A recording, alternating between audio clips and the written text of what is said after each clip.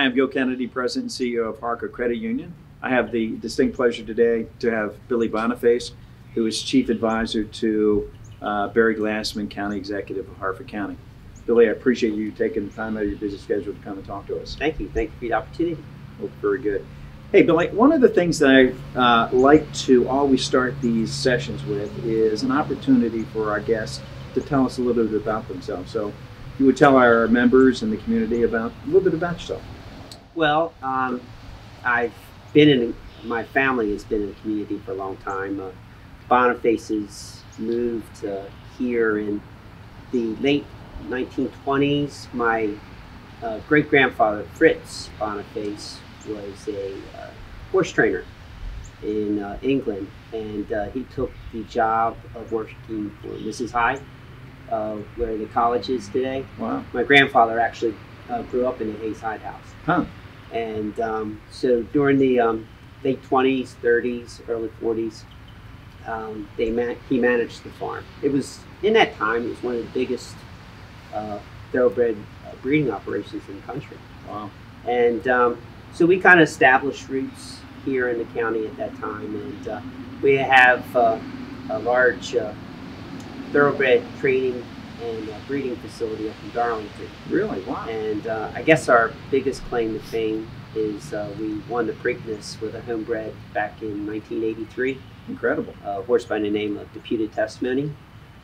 He was a true and blue Harford County raised and lived here his entire life, had a good stud career, and passed away in 2012.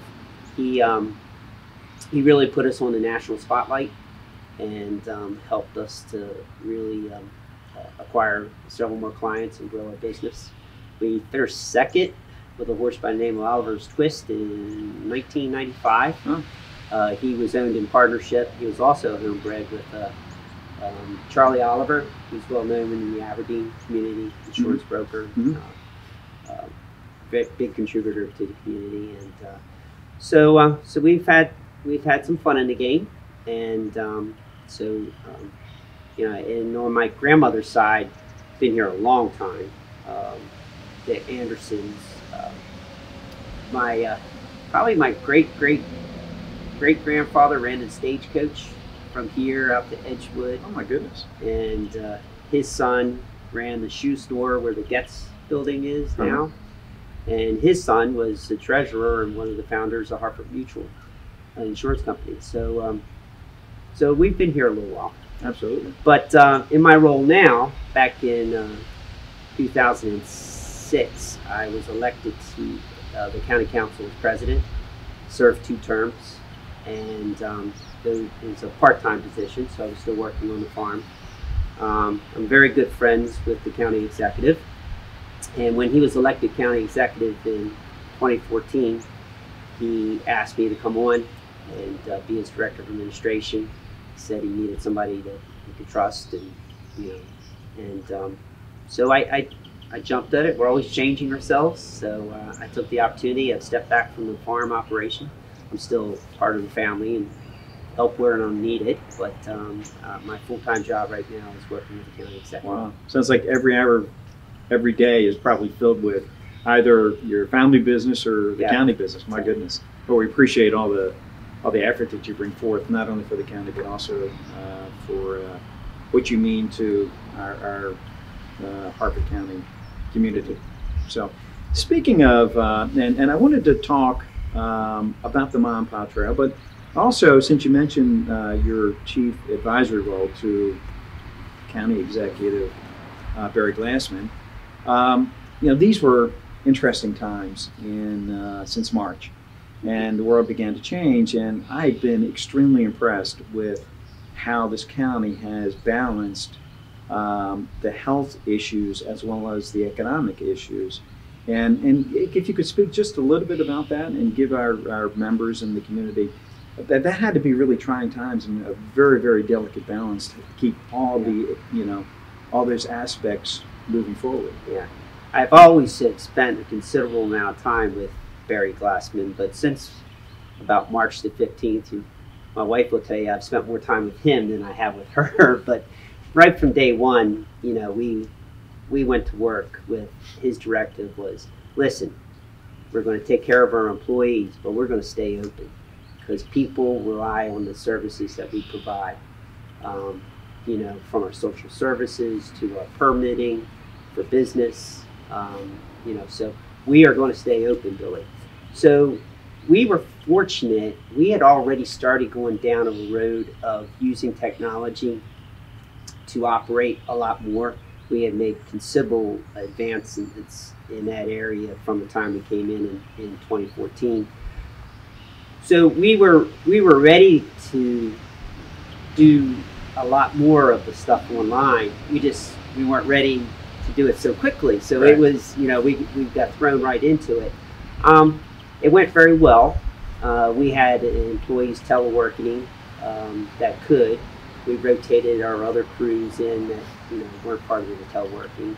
And, but at the same time, you know, we made sure if you needed a permit, you got it. Mm-hmm. If you needed plans reviewed, it was taken care of.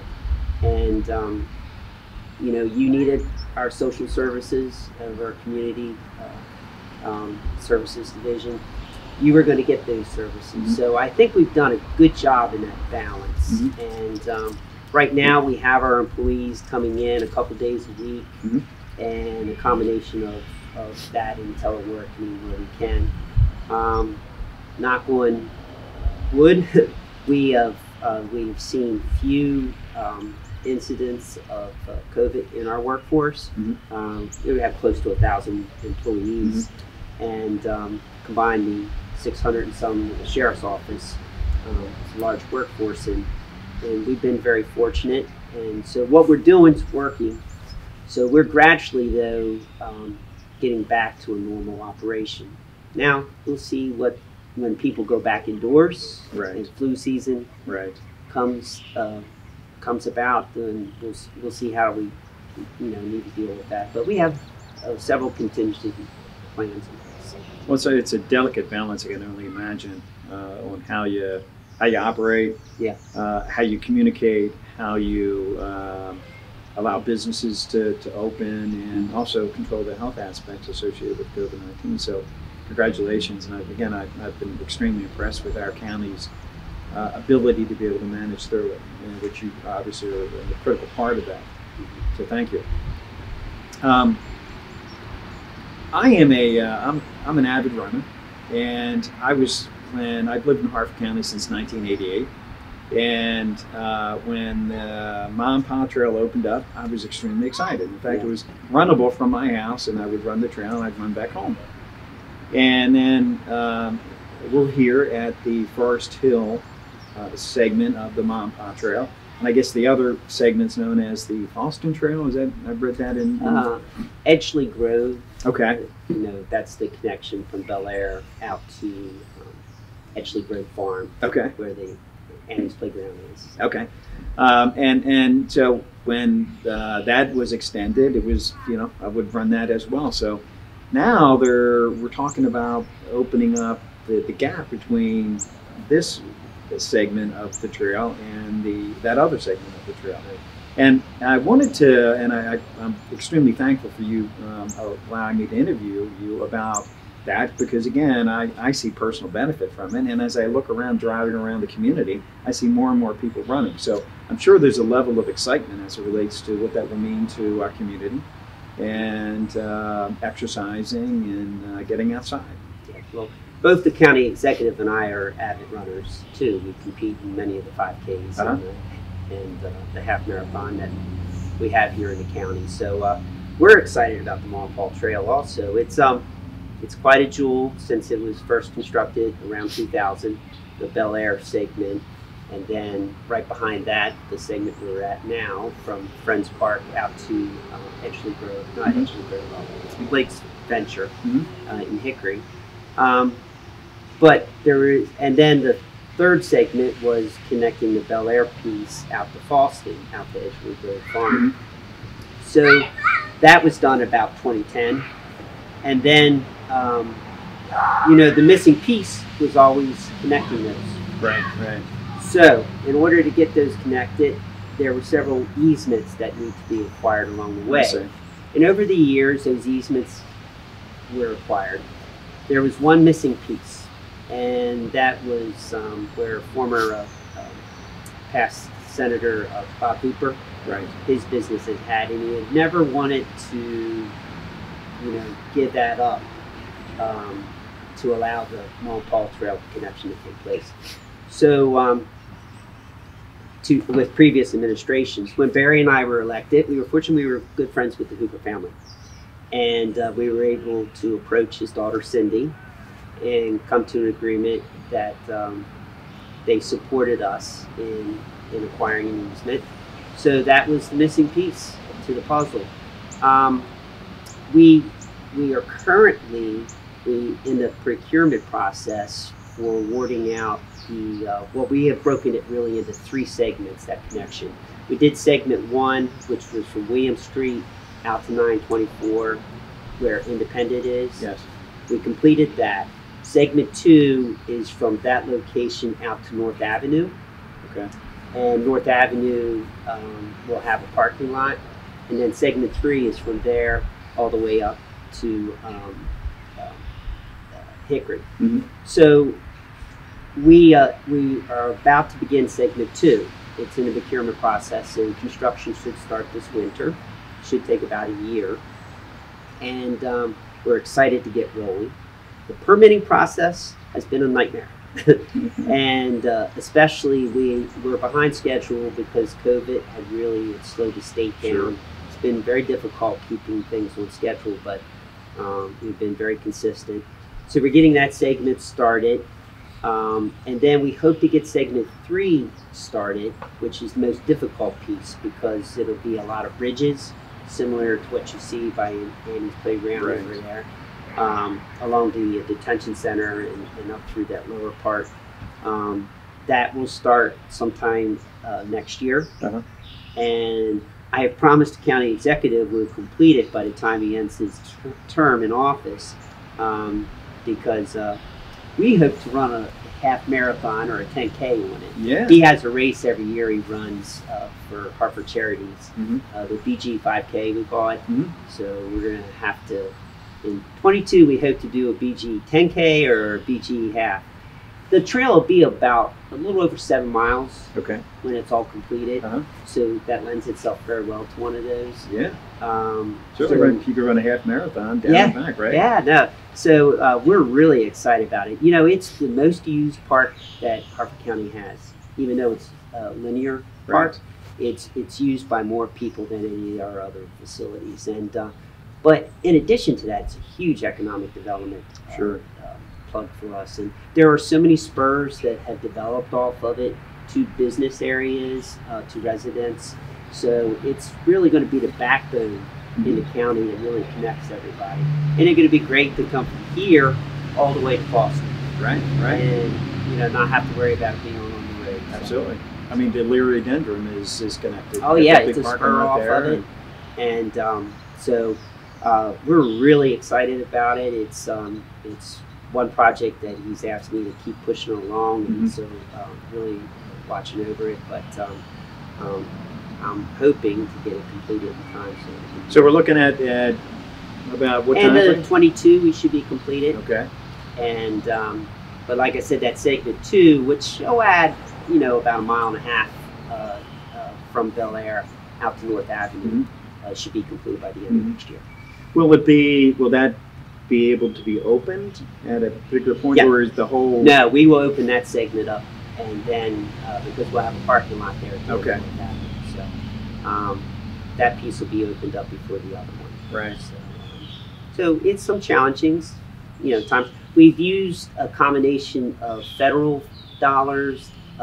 It's a transportation alternatives program, TAP funding we call it, and it's administered by the state, which makes the permitting process more cumbersome and has made it longer of a process. But between that POS money, program open space money, and then what the county has kicked in, it's about a 50-50 partnership on the funding.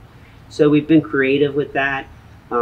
But segment 1, 2, and 3 will cost over $10 million when it's completed. Wow. So Well, I can tell you, having ran the trail many times, particularly during this period, I'm sure people in the community will all agree with me that it has been a valuable resource, particularly since a lot of gyms were closed, and a nice way to get outside and run and get exercise and really clear your mind as it relates to, the mental side of dealing with this period that we've all been in.